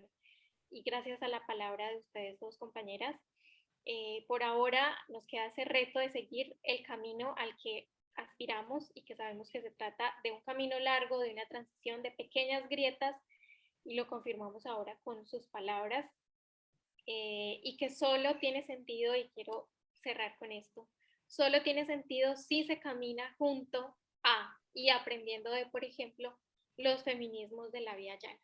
Con esto quiero cerrar con toda la gratitud a la palabra franca de ustedes y a la palabra generosa de ustedes dos.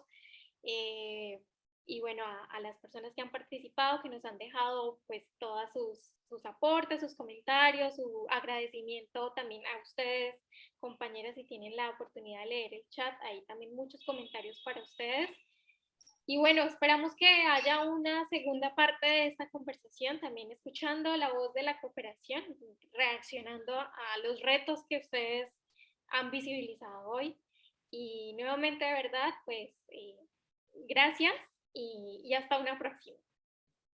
Chao. Chao, chao. Adiós, gracias. Chao, gracias. Chiqui sin cama. Gracias. Gracias. Adriana, chao, chao. Agur.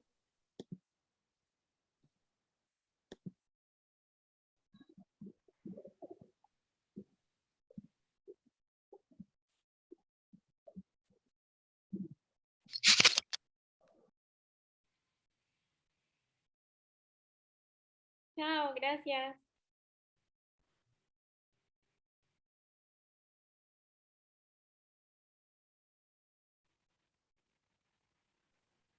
Podemos con las compañeras ayudar a que la gente vaya saliendo y nos quedamos un minutito para... Creo que podemos parar la grabación, Nata, para que no nos pase.